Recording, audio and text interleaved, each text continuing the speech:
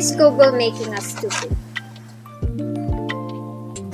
The answer with that is no.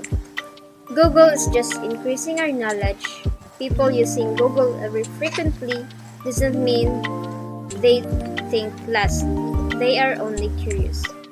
But on the other hand, Google made people lazy. Yes, Google has made people lazy that people no longer cultivate their own brains to find answers and deal with ideas naturally and create a lot of ideas while thinking, but rather going on Google search to find answer, which leaves their brain not well built but filled with ready-made answers when it disappears in the sense of their thoughts inside their minds. And brains, they can't understand a thing because Google did provide them with the ready-made answers to them, which is more like cut, copy, and paste. Is Google making us stupid? In response to this question, I agree. It not only makes us stupid, but it also makes us lazier. We can't deny how useful Google to us, but let's not use it abusively. Google has helped and taught us in numerous ways, yet there are some lessons that no technology, application, or website can teach us. The Google effect is also known as digital amnesia, is the tendency to forget information that is readily available through search engine. We do not commit this information to our memory because we know that this information is easy to access online. Yes, this is really true. Kay gasalig banta nga naa ang Google nga mohatag sa atong answer. But sad to say, bati gini siya nga habit kay gasalig lang ta na kanang dili lang ko magkuan ay di na ko timan-an taw wala na tay kana bitong analyzation man or sa baga analyzation kay gasalig man ta nga kung usa ka search man lang gibutang lang gani sa Google nga pwede lang na nimo i-speak na lang sa imong pangitaon kanya pwede ra sa nimo i-type nimo. So, ikuan nimo pwede na bitaw i-type na ko ani or ikuan na ko sa Google gusto gawa sa bitaw na mo nang di na lang sa nimo timan-an bitaw kana kanang lesson baron kay gasalig ka nga in one click mugawas ra gyud dayon na siya. Then kahit tungod sa technology mo bitaw ning gitawag karon ang generation og cut and paste generation kay ug unsay nakita niya without thinking or analyzing it kay ilaygo ra dayon yag paste or pass sa maestra niya mailhan na ba na sa maestra og unsay buhat sa students or unsay gikan sa internet kay mailhan gyud na sa kuan og moobay gyud na kuan sa estudyante buhat or dili. So bati siya nga habit kung nanaon nato pagpaagi nga gasalig lang ta sa Google.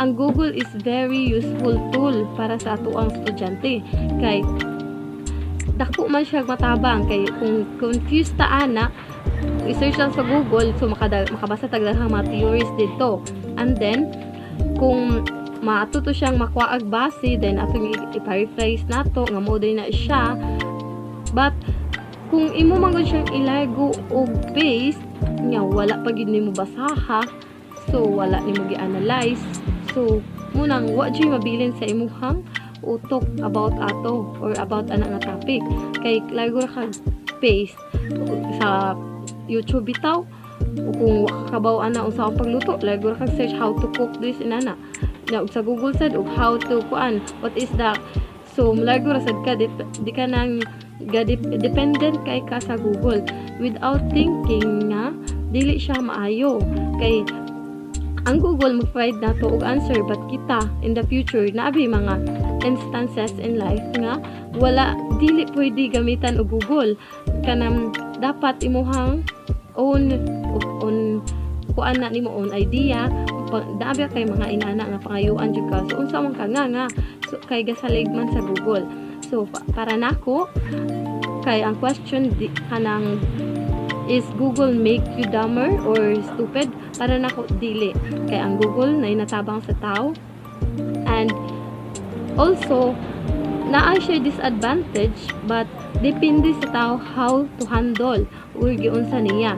Kay kung imo lang i-abuse ang Google, kasalig lang kaya dependent kay ka, so ikaw rin hapoy maapektuhan. Kay ang Google man good muhatag sa imo og ayuhan, but kung imo siyang i-abuse, dili gyud siya di gyud siya maayo sa atoa. So especially sa atoa laygura ta, di gyud siya pwede nga ilaygura. Kay nabi na amang kanang naa sa Google, i-search nimo mga ideas ba na sa mga tao, sa laing tao, so dapat ihatag na ato credit kay ilaha ba mga ideas. So kung mukuan kita sa Google ato sa di paraphrase. So para nako, ang Google is a helpful tool sa ato ang tanan, dili lang sa estudyante, dili lang sa maestra, dili lang sa engineer or unsa pa, but sa ato ang tanan. But depende nato unsa nato ni siya paggamit. Kay grabe ka harsh na pod nga makabuang. Even though na mga instances nga magamit ang cellphone, nga na-addict sa cellphone, igtawag sa ato ang mama ba or mga kuan nga ituyo, mura tag ma-absent minded. Kay usi ato natanaw sa cellphone, mura atong masulti sa ila. Pero bati na siya nga habit, dapat siya kuanon. And ang Google na para nako, kay dako siya tabang, di siya nato makakuan. Makadaot ra ang Google kung ato siyang i-abuse, di nato tarungon og gamit sa ato ang dapat kanang pangita sa atong dapat gikuan sa Google. Kung ato siyang gigamit sa kanang bati nga pamaagi, bati isa lang ihatag in return sa atoa. Pero og gigamit nato ni sa tinarong ang Google, so dako sa siya kay matabang sa atoa. So that's all. In regards to the question, is Google making us stupid? I believe that Google makes us smarter. Why? Because Google is there to keep us informed. It provides us with tons of information we could access in just minutes. Thus, aids us in enhancing our intelligence. Information of almost about anything we want to learn and anything we're curious about. Yet, bear in mind that these are just information. The analysis, the understanding is up to the person on how she will process and absorb this information in her mind, because we cannot retain something we don't understand, okay? So, at the end of the day, it will always up to the person on how this information will impact his life. If he will let Google control him and make him stupid, or turn the table upside down and use Google as a tool to enhance his or her intelligence and capabilities. So to answer the question, is Google making us stupid? So for me, it's a no.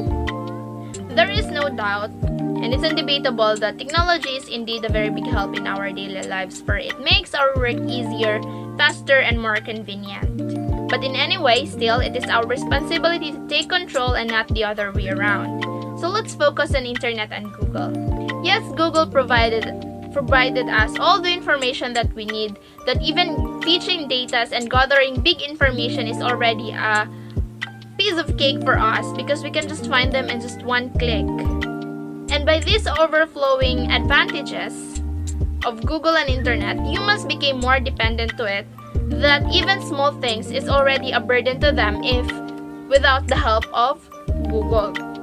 So everything we do is beneficial to us and to others. It has always its advantages and disadvantages, and all we have to do is to take responsibility of the every actions that we do when regards to using internet and Google. Is Google make us stupid? For me, Google make us intelligent and stupid at the same time, in a sense that with Google, it helps us to explore things, develop new things, and gather more information. And it's given naman said na Google is one of our sources of information. Of course, Google expand our knowledge. Why Google make us stupid? In a way that sometimes we are no longer using our own ideas, we mostly rely on what we see on the internet, which we forgot to use our own ability to create or answer things on our own. Is Google making us stupid? stupid? So for me, I do not believe that Google makes us stupid. Since we now only have online classes, it can actually be helpful to us in many ways, such as adding more information to our lessons. However, rather than replacing writing, the material we find on Google should help us refine our thoughts. So Google was developed to give us the best solution that works for everyone, regardless of intellect level of comprehensibility. So even though it is helpful to us, we still need to be more careful on how we use it, and we shouldn't take it for granted. However, a drawback of utilizing Google is that it makes people less attentive and less able to focus and have in-depth conversations with lengthy text. So, ito siya mostly sa mga students karon nga nag-online class kay nag-depend na sila sa Google instead of their own knowledge. So, on my opinion regarding the question, is Google making us stupid? So, I think stupid is a bit harsh word to attribute how Google contributed to us human utilizing the tool. I rather see the situation in a positive outlook rather than the contradiction. Considering that Google is one of the most used platforms or sites for various purposes. If we are to relate or put ourselves in a situation where we share our ideas on the said topic, we students can't deny the fact that it's one of our online body for information. Not only that it's a click away finding of information, but the essence is that it will take less time and no hassle at all. That would be my opinion on the question regarding, is Google making us stupid? Okay, so is Google make us stupid? A little bit agree. Because Google makes our study easy. It gives wider knowledge and gives easy information. It didn't make us stupid. Instead, it makes our life easier than before when the internet didn't exist. We can do better without better thinking and searching. So Google makes our life easy and find a much easier way than the past. So the fact that you'll never think deeply if you're always Googling or texting, surfing Google didn't want us to slow down, and it makes our life expanding knowledge and awareness of everything that happened in this world. Okay, so Google is much important as we belong to this 21st century because mostly of us we don't like to read book, especially kanang baga. Okay, so that would be all.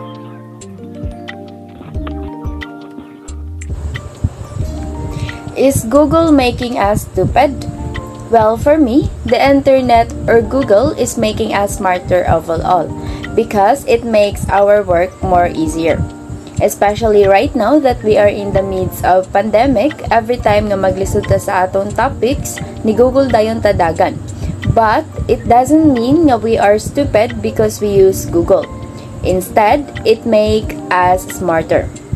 Kay naghatag siya nato og idea or gitudluan ta niya o gipasabot ta niya og maayo sa atong mga topics nga atong gikalibugan. Although it is changing some of the definitions of human intelligence, but still, it is depend on us on how we use Google. Is Google making us stupid? For me, it's no. Google is useful. In the blink of an eye, the search engine delivers useful information about pretty much any subject imaginable. So I use Google all the time, and I'm guessing you do too. Don't focus if Google makes us stupid. Instead, focus on what Google is doing to our brains. What really makes us intelligent is not our ability to find lots of information quickly. It is our ability to think deeply about that information. So we need to start deep thinking. You can Google all the facts you want, but you'll never Google the way to brilliance. The greater our concentration, the richer our thoughts. If we're distracted, we understand less and we learn less. Do Google made us stupid? I guess we were too dependent on Google because of how foolish it made us.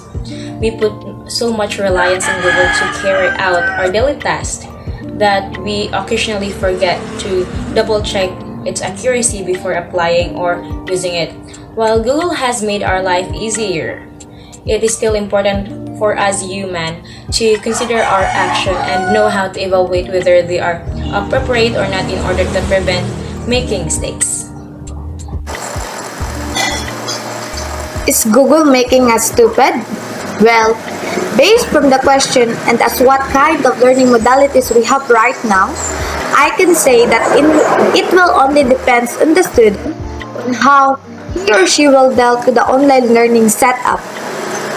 As we all know, that Google nowadays contributes a big impact to the student, either good or bad. In my side as a student, I never take advantage in terms of answering difficult activities, assignment, and etc. But instead, I make use of it by being so productive and a responsible one, and to whatever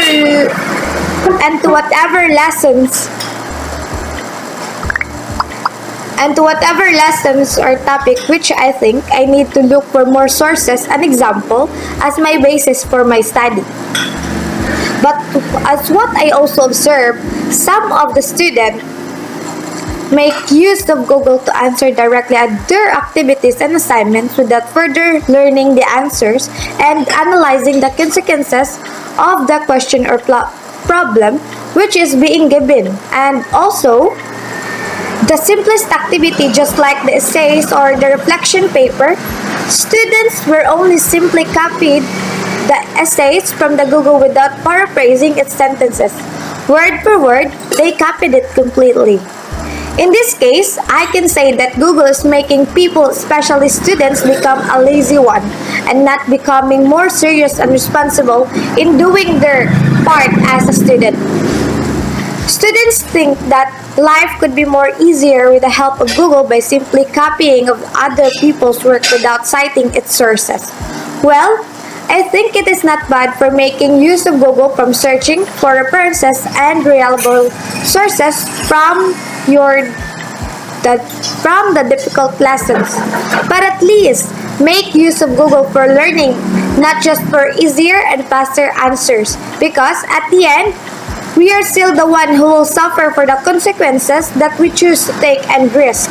So, make use of Google for the betterment and success of our future.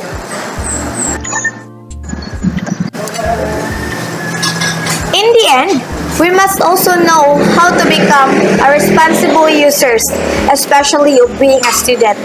We must not only rely to what is Google providing us to answer our activities and assignment. We must also use our heads all the times in order for us to develop the hidden knowledge which is not yet to discover, or else it is already discovered, but we are just too lazy to use it.